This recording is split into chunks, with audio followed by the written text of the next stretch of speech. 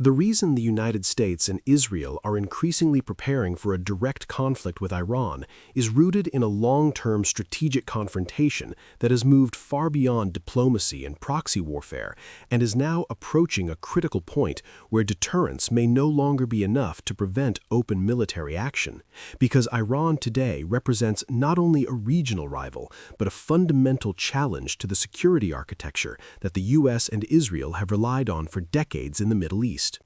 Since the Iranian Revolution of 1979, Tehran has openly defined itself in opposition to both American influence and Israel's existence, framing its foreign policy around resistance to Western dominance and gradually building an extensive network of allied armed groups across Lebanon, Gaza, Iraq, Syria, and Yemen, allowing Iran to project power far beyond its borders without engaging in direct warfare. For years, this strategy worked effectively, keeping Israel under constant pressure from Hezbollah's missile arsenal in Lebanon, Hamas in Gaza, and Iranian-backed militias positioned close to Israeli and U.S. interests, while Iran itself avoided the full consequences of direct retaliation. However, what has fundamentally altered the equation is Iran's rapid progress in its nuclear program, which U.S. and Israeli intelligence agencies assess has reached a level where the time required for Iran to produce weapons-grade material has shrunk dramatically, transforming what was once a distant concern into an urgent security threat. For Israel, a nuclear-capable Iran is not merely a strategic inconvenience, but an existential danger, because Israel's national security doctrine is built on maintaining overwhelming military superiority in a hostile region, and the emergence of a nuclear-armed adversary that openly questions Israel's legitimacy would permanently undermine that advantage. This is why Israel has repeatedly demonstrated a willingness to use preemptive force to eliminate nuclear threats, as seen in its strikes against Iraq's Osirak reactor in 1981 and Syria's suspected nuclear facility in 2007, and why many Israeli leaders believe Iran represents the final and most consequential test of that doctrine. While the United States officially continues to emphasize de-escalation and diplomacy, its military posture in the region tells a different story, with expanded naval deployments, reinforced air defense systems, increased arms transfers to Israel, and intensified joint military planning, all of which signal preparation for a scenario in which deterrence fails and conflict becomes unavoidable. Washington understands that a direct Israeli strike on Iran would almost certainly trigger a regional war that would draw in U.S. forces, threaten global energy supplies through the Strait of Hormuz, destabilize key allies, and create opportunities for rival powers such as China and Russia to expand their influence amid the chaos. At the same time, U.S. policymakers also recognize that allowing Iran to cross the nuclear threshold without consequence would fundamentally alter the balance of power in the Middle East, embolden Iranian allies, weaken U.S. credibility, and encourage nuclear proliferation across the region as other states seek their own deterrence. Iran, for its part, appears to believe that advancing its nuclear capabilities strengthens its bargaining position and deters external attack, while its network of regional allies provides strategic depth by ensuring that any strike on Iranian territory would result in immediate retaliation on multiple fronts. This dynamic has created a dangerous cycle in which each side's defensive measures are interpreted by the other as preparation for aggression, narrowing diplomatic options and increasing reliance on military solutions.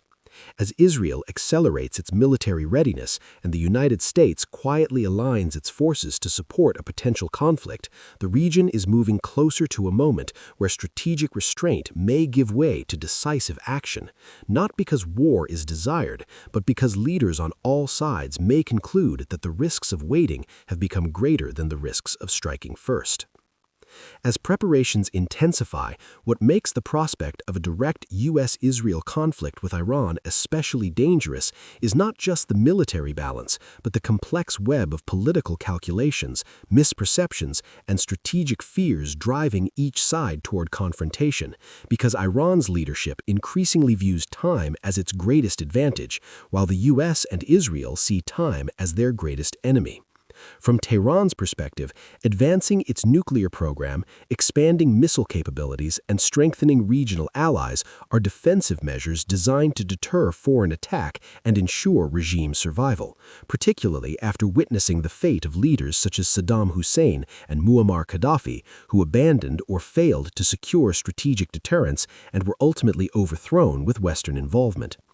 Iran's leadership believes achieving near-nuclear status, even without openly crossing the threshold, provides leverage against military action by raising the cost of any strike to unacceptable levels, especially when combined with the threat of widespread regional retaliation.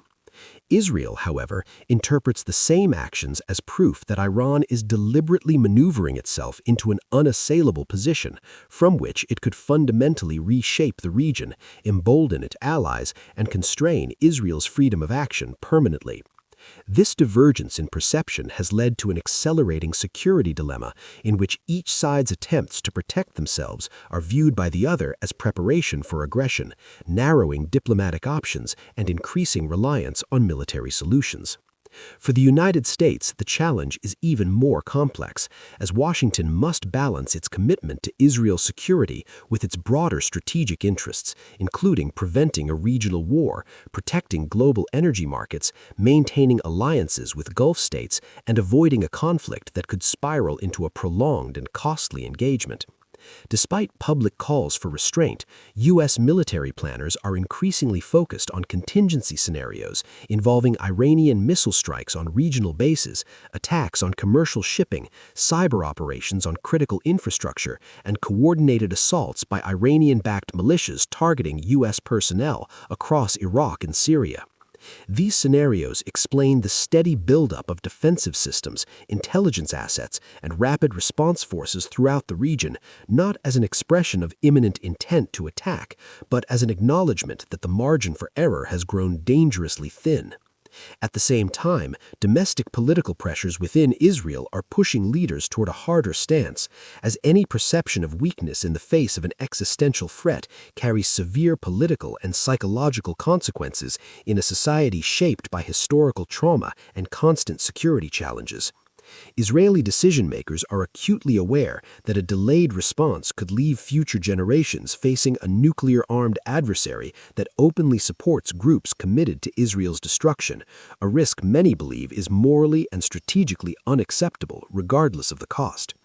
Meanwhile, Iran's internal dynamics further complicate the situation as economic pressure from sanctions, domestic unrest, and regional competition encourage the leadership to project strength abroad to maintain legitimacy at home, even if doing so increases the risk of confrontation.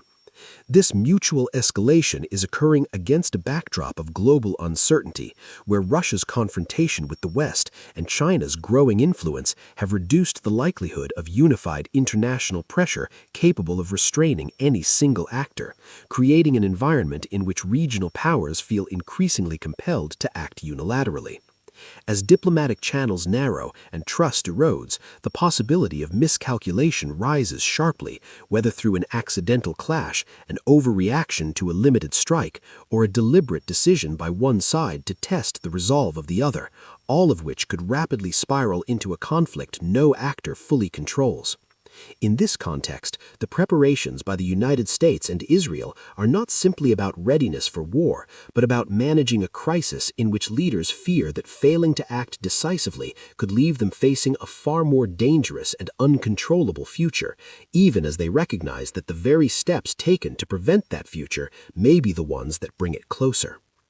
What further accelerates the momentum toward a direct confrontation between the United States, Israel, and Iran is the growing belief among military planners that deterrence alone may no longer be sufficient to prevent a strategic breakthrough by Tehran, particularly as Iran's missile technology, drone warfare capabilities, and asymmetric tactics continue to evolve at a pace that challenge traditional defense systems. Over the past decade, Iran has transformed itself into one of the most sophisticated missile powers in the region, developing precision-guided munitions, long-range ballistic missiles, and swarms of unmanned aerial vehicles capable of overwhelming air defenses and striking critical infrastructure, a capability demonstrated repeatedly through proxy attacks across the Middle East. For Israel, whose small geographic size makes it uniquely vulnerable to sustained missile barrages, this shift represents a fundamental change in the nature of the threat, because a future conflict would not be limited to isolated strikes, but could involve sustained attacks on civilian centers, energy facilities, and military bases, placing immense strain on missile defense systems like Iron Dome, David Sling, and Arrow. U.S. military planners observing these developments increasingly recognize that any future war would likely begin with a massive Iranian attempt to saturate regional defenses while simultaneously activating proxy forces to stretch Israeli and U.S. responses across multiple fronts. This reality has driven a deeper integration of U.S. and Israeli military planning, including joint simulations of large-scale missile attacks, cyber warfare scenarios targeting command and control systems, and contingency plans involving allowing Iran to expend missile stocks. Operations designed to rapidly neutralize Iranian launch capabilities. At the same time, Iran's leadership appears to be calculating that its expanding arsenal and network of allies create a form of strategic insurance, allowing it to push closer to the nuclear threshold while discouraging decisive action by raising the perceived cost of intervention. This belief is reinforced by the lessons Iran has drawn from recent global conflicts, particularly the war in Ukraine, which has highlighted both the limitations of Western military intervention and the effectiveness of layered missile and drone strategies in challenging technologically superior opponents. Iranian strategists increasingly argue that the West lacks the political will for a prolonged regional war, especially one that could disrupt global trade, spike energy prices, and inflame public opinion across the Muslim world. Israel, however, views this assessment as dangerously complacent, arguing that allowing Iran to entrench itself militarily and technologically will only make future conflict more destructive and less controllable. Within Israeli security circles, there is a growing consensus that waiting for perfect conditions is a strategic illusion, and that decisive action, even at significant risk, may be preferable to a future in which Iran's capabilities constrain Israel's freedom to defend itself. The United States finds itself caught between these competing imperatives, aware that supporting Israeli action could trigger a regional firestorm, yet equally concerned that failing to act could undermine deterrence, weaken alliances, and signal to adversaries worldwide that crossing strategic red lines carries few consequences. This dilemma is further complicated by the erosion of diplomatic frameworks that once served as pressure valves. As negotiations stall, trust collapses, and hardliners gain influence on all sides, reducing the political space for compromise. Meanwhile, regional actors such as Saudi Arabia, the United Arab Emirates, and Turkey are quietly recalibrating their positions, preparing for a future in which the U.S. may be drawn into a large-scale conflict, while simultaneously seeking to hedge against Iranian retaliation and economic shock. As these dynamics converge, the risk is no longer limited to deliberate decisions made in capital cities, but extends to the possibility of unintended escalation triggered by misinterpreted signals, isolated incidents, or actions taken by proxy groups operating with varying degrees of control. In such an environment, even a limited strike or defensive response could rapidly cascade into a broader war, driven not by a single strategic objective, but by the cumulative effect of fear, mistrust, and the perception that restraint is no longer a viable option. Ultimately, the preparations by the United States and Israel reflect a shared concern that the window for shaping Iran's strategic trajectory is narrowing, and that delaying difficult decisions may result in a future conflict fought under far less favorable conditions, where the costs are higher, the risks are greater, and the outcomes far more uncertain than those faced today. Another critical factor pushing the United States and Israel closer to preparing for direct conflict with Iran is the gradual collapse of confidence in diplomacy as a reliable tool for managing Tehran's ambitions, because years of negotiations, sanctions, and temporary agreements have failed to produce a lasting framework that both restrains Iran's strategic capabilities and reassures its adversaries. From the American perspective, repeated attempts to use economic pressure and diplomatic engagement to alter Iranian behavior have delivered mixed results at best, while allowing Iran to steadily advance its technological base, harden its facilities, and adapt its economy to long-term sanctions, reducing Washington's leverage over time.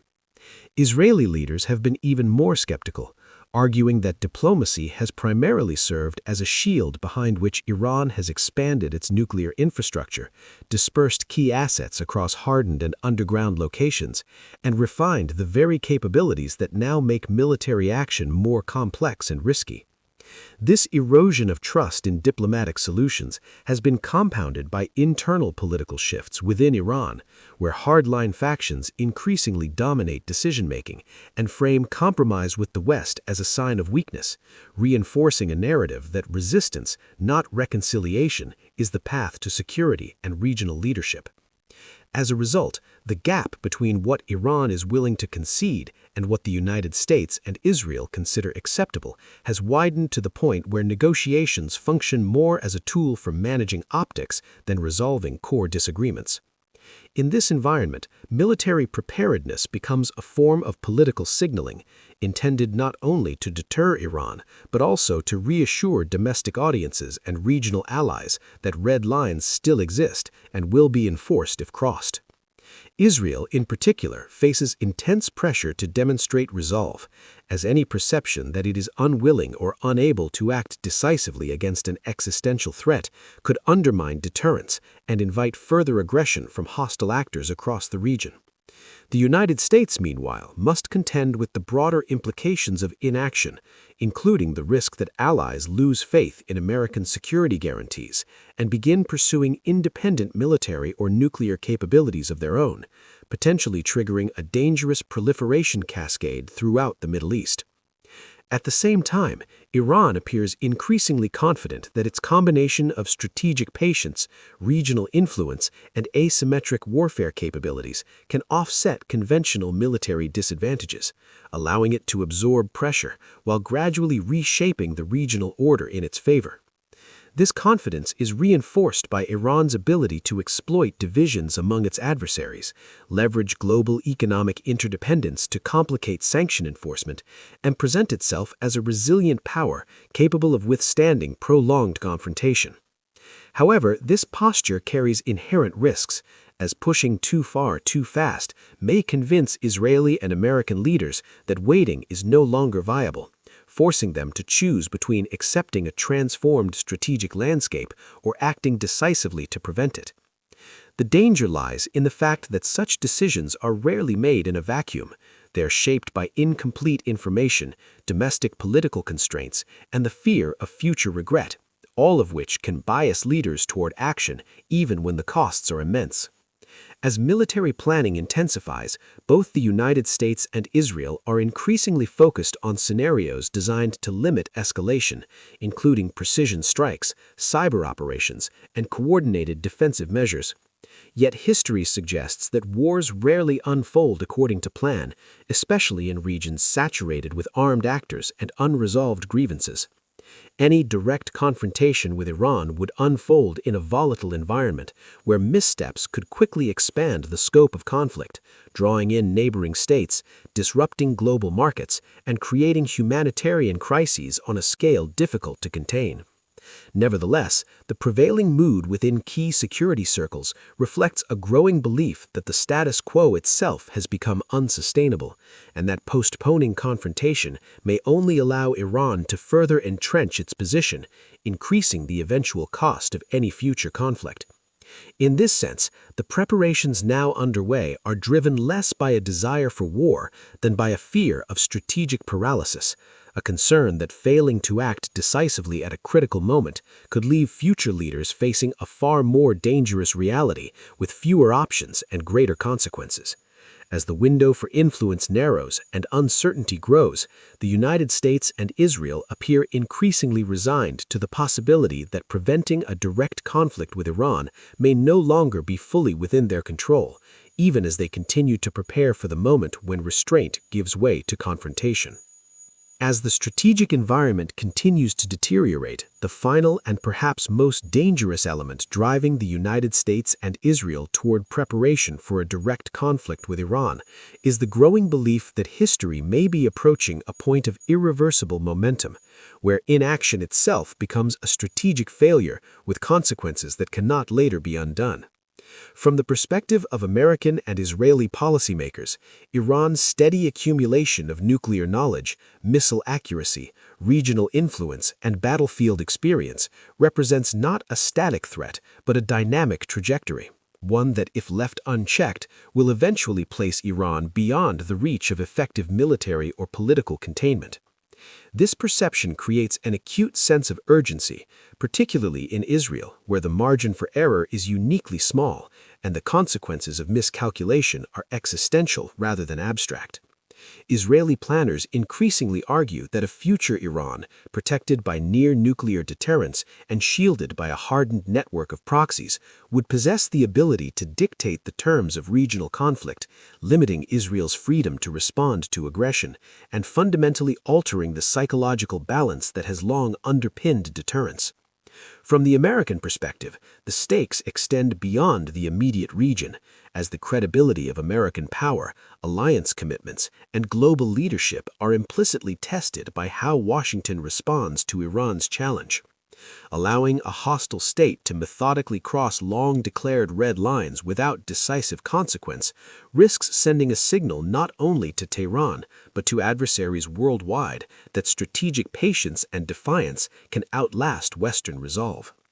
This concern is magnified by a global environment already strained by great power competition, where Russia and China closely observe American responses for signs of weakness or hesitation that could be exploited in their own spheres of interest.